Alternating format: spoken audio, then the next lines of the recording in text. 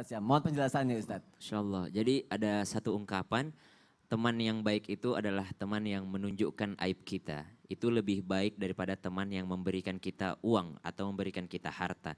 Karena memberikan kita kesempatan untuk memperbaiki diri gitu ya. Memberikan kita kesempatan untuk memperbaiki diri. Namun seperti yang dikatakan guru kami tadi, Ustadz Kokolim, bahwasanya maksiat yang dilakukan terus menerus ada kemungkinan Allah Subhanahu wa taala ini karena sayangnya Allah, bukan karena Allah membenci hambanya. Justru karena Allah sayang kepadanya, maka Allah Subhanahu wa taala memberikan cara atau sarana bagaimana orang ini akan bertaubat, yaitu Allah akan membuka aibnya. Orang yang bermaksiat terus menerus hanya dua kemungkinannya. Allah matikan dia dalam maksiatnya, su'ul khatimah, atau Allah Subhanahu wa taala membongkar aibnya di dunia sehingga dia mau kembali kepada Allah Subhanahu wa taala. Banyak kan teman-teman mengatakan begini, Allah kan Maha Pengampun, Allah kan Maha Pengasih, Allah kan Maha Penyayang. Betul, Allah Maha Pengampun, Allah Maha Pengasih, Allah Maha Penyayang, tapi Allah juga Maha Perkasa. Ketika Allah sedang menutupi aib kita, berarti Allah sedang menunjukkan maha kasihnya. Tapi ketika Allah Subhanahu wa taala membongkar aib kita, bahwa Allah juga sedang menunjukkan maha perkasanya Allah Subhanahu wa taala, yang tidak ada yang bisa menghalangi kehendak Allah Subhanahu wa taala. Tugas kita berprasangka baik kepada Allah. Ketika Allah sudah membongkar aib saya, berarti Allah Subhanahu wa taala menginginkan saya untuk kembali kepadanya. Bukan berarti Allah tidak sayang kepada saya. Justru Allah sayang kepada saya. Allah ingin saya menghentikan segera maksiat yang sekarang saya lakukan. Karena tidak mungkin Allah membongkar aib kita kalau baru sekali melakukannya.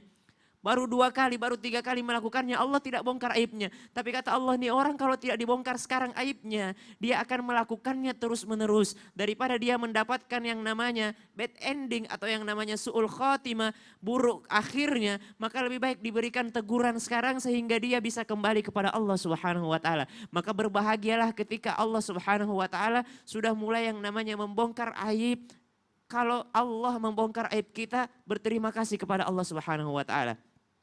Ada satu hadis bunyinya begini, betapa sayangnya Allah Subhanahu wa taala kepada hambanya. Innallaha azza wa jalla halimun hayyun sittirun yuhibbul haya wassitr. Sesungguhnya Allah Subhanahu wa taala yang maha penyayang itu, yang maha pemurah itu adalah Allah Subhanahu wa taala yang maha malu.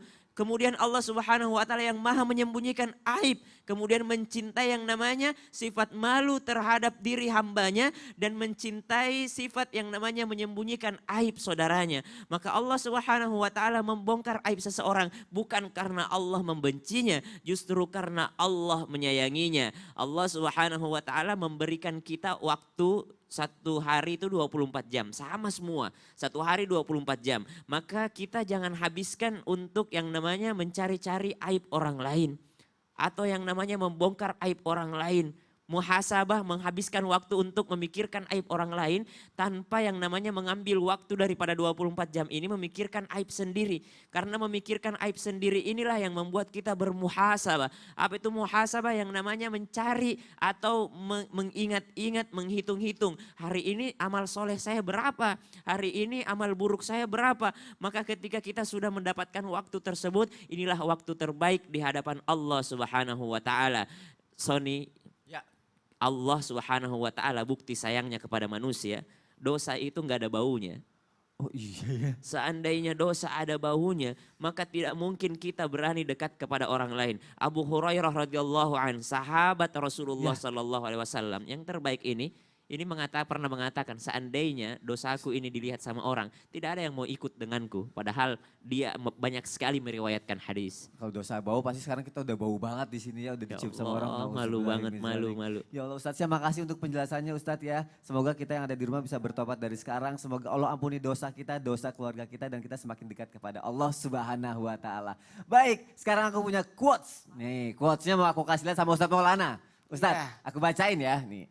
Setiap orang punya aib, tapi jika aibmu ingin ditutupi, tutupilah aib orang lain yang engkau ketahui. Masya Allah, sebenarnya ini ada hubungannya nih Ustaz sama pertanyaan aku yang tadi sebelum iklan.